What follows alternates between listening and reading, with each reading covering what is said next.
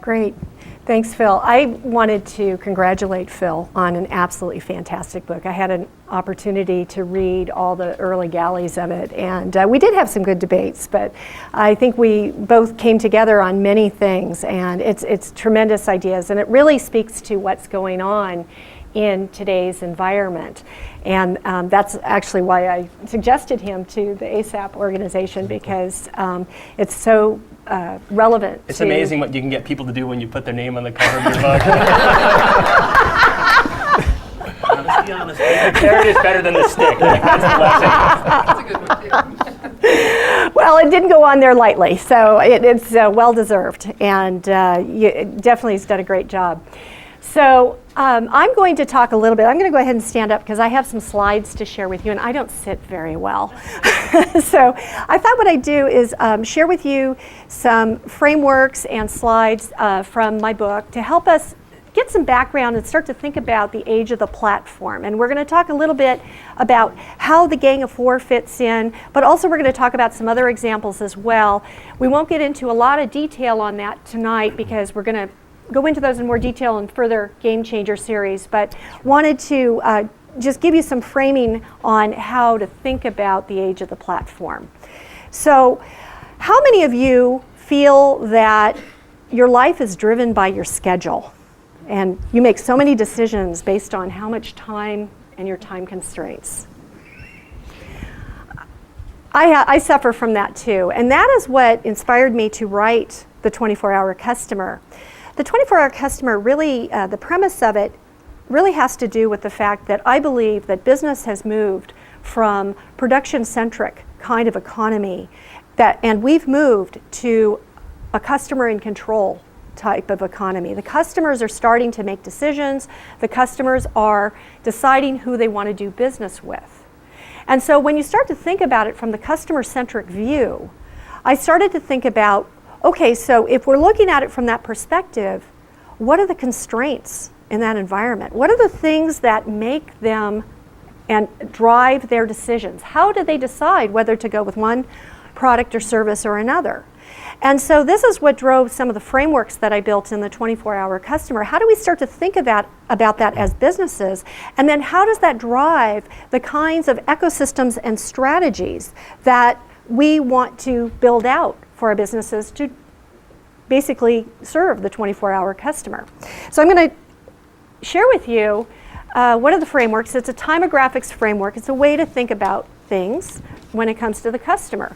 We triage products and services every day.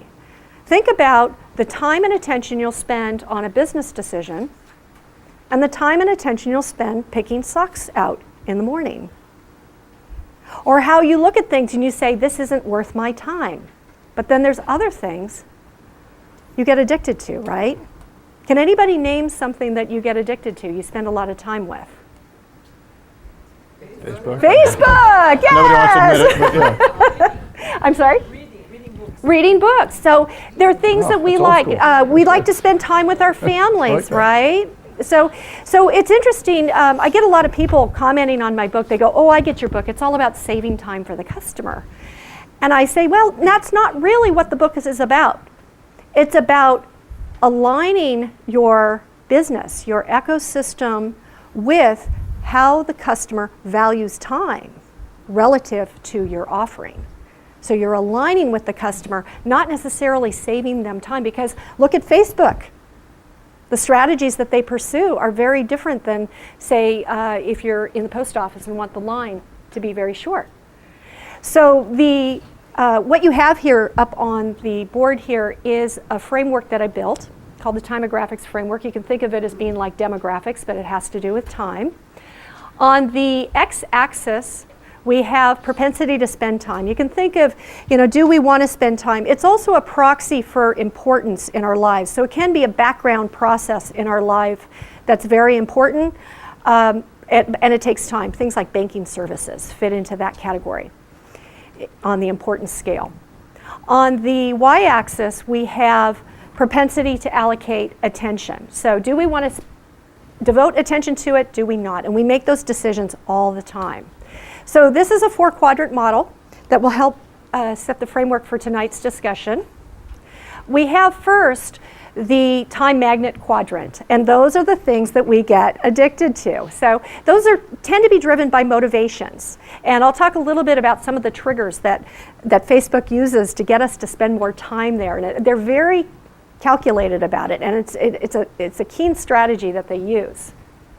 The second quadrant is the time savers. Now this is what you typically think about when you think about the 24-hour customer. You think, oh, they want to save time, but not every customer wants convenience, as we saw in the case of Facebook.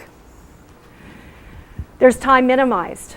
So we go to the grocery store and we make decisions all the time, but it's like enough to look at the price and move on. It's based on value or maybe one or two other functions, but we really don't have enough hours in a 24-hour day with 16 waking hours of attention to spend on that.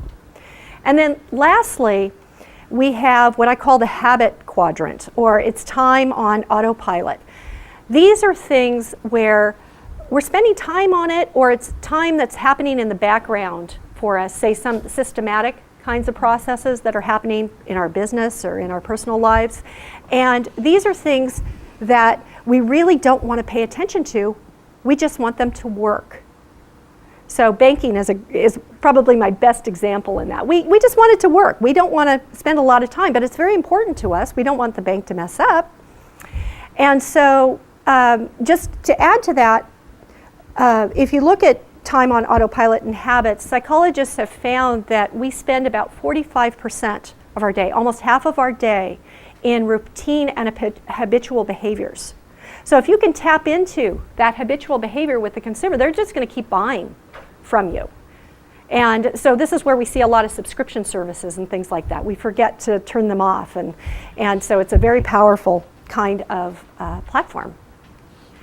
So when we start to talk about the Gang of Four and how they fit into this framework, most of the Gang of Four, most of their offerings from a portfolio perspective fit into the time magnet quadrant. More time is more money. Now if you look at, let's think about Facebook.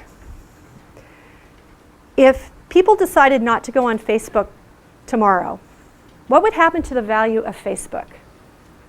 Plummet, right? Because their business model is all about having you spend time there. And so they have a business model, their advertising models, trying to get you there and keep you there. So this is why you see them building out partnerships on things that will get you to spend more time. They have games, they have college, you can even get a college degree on Facebook. I mean, they want you to live on that platform, right? Video Skype is a great example. They were missing it. They didn't want people to go away. Right. Absolutely. They want you to stay there. So they're doing everything they can. They brought search in with Bing. They just don't want you to leave. And so this phenomenon I call time wars, because as you know, there's 24 hours in a day. And there's actually an article I wrote for Fast Company. There's some copies out in the hallway, but if there's none left, you can check it out on, just look under my name on Fast Company, or you can just send me an email, I can send it to you. But it's about time wars, and it's basically how these companies are battling it out for time. So actually, Microsoft's move to partner with Facebook is masterful, because they did not want to partner with Google, because that would take people off and send people to Google. It's all about trying to keep you on that platform. Now, there's some other platform strategies that are also viable. I know a lot of marketers think, oh, you have to do the time magnet. That's the only way. But there are also other viable strategies that work in the marketplace. So one of the things that Sherrick's going to talk about in a little bit is about the Salesforce Social Enterprise and some of the chatter offerings that they're doing. That requires time and attention to the customer, and so the strategies that you pursue there are going to be, in terms of the partners you bring on, are going to be different. Now on time on autopilot, these are more subscription and maintenance renewal kinds of businesses. And the goal on autopilot is you want to be very quiet with the customer. You don't necessarily care if they spend time with you. In fact, you don't want them to spend time with you, because they might be asking about your subscription. So you think of what happened with Netflix, right? People woke up and said, my gosh, I'm spending this money every month. I'm going to start thinking about alternatives. And so what you want to do in that kind of environment, and this is where particularly in the B2B environment. If you're, say, Salesforce CRM, or if you're SAP, you'll see the partner networks expanding in terms of different types of applications and how do you embed into that customer environment, such that the switching costs are high, so that it's not just a price in terms of switching costs, it's the time and effort it would take to move to a competitive platform. So you want to embed when you're thinking from that perspective. There's two others, and I'm going to go fairly quickly because I'm short on time, and we'll get into these in future events. But time savers are traditional, what you think of convenience. And what you're doing in that case for a platform is you're trying to, you want to think about your business as a flow chart, and you want to cut steps out of the flow chart. So you're going to look for partners that are going to help you reduce that. FedEx is a great example. They're looking at ways to do that. The risk in that kind of business environment is that you run the risk of disruption in that environment if something faster comes along. We've seen that happen a lot, right? And then lastly, time minimized, you'll see things like loyalty programs. And you'll see things where they're saying, gee, stay with our loyalty program, buy 4, get 1 free, you get more discount, things like that. That's a platform as well. And that's what you see in the time minimized and the products and services that fit into that. So in terms of building the ecosystem, there are 5 triggers, 5 Ps that I've identified that you want to think about when you're building out that ecosystem. For a time magnet, you want to look at consumer and business triggers having to do with peers and power and personal pursuits. So great example there is you think about how Facebook, when Facebook sends you a notice in your email and says you haven't been on for a while, or LinkedIn, what do they say? They don't say, gee, we miss you, because you say, too bad, I don't care. Your friends, thank you, your friends have sent you messages, right? So that's a great example of peers and power. They're tapping into the peers and power. The other thing is when you see the air badges, the things you see on gamification. Are you guys familiar with gamification and some of the techniques that are going on where people get badges for things? And this works great in the B2B environment as well as the B2C. People want to look good. They send you notices, say they're playing Farmville, and they're saying, help me see, look at my great farm. And I don't play Farmville, but there's things that even in the B2B space, you see that, because you may have training programs at work and people are certified to do certain things. People want to be recognized, and that's part of the peers and power that you're tapping into for those kind of projects. Personal pursuits are things that we like to pursue. They're fun, games, curiosity, spending time with family. Oh, I'm sorry, spending time with family is peers and power, but making yourself healthier, things like that. Learning, those are all personal pursuits. What's actually interesting about what the Gang of 4 is doing in today's environment in this and tapping into these triggers is they're building on techniques that were devised in the court of Louis XIV. And these were all done in the 1700s. It's actually funny, Louis was well known for throwing a great party. He was a party guy. So a lot of people said, oh, the guy's just a partier. But he was actually very wise. This was during a time when kings and queens were losing their head. And Louis actually threw great parties and kept his court so busy with all of these activities and getting badges and symbols of status that they didn't have time to overthrow the king. Louis was actually pretty smart. He had fun while doing it too. So people were having so much fun that they didn't realize that they didn't have time to overthrow him.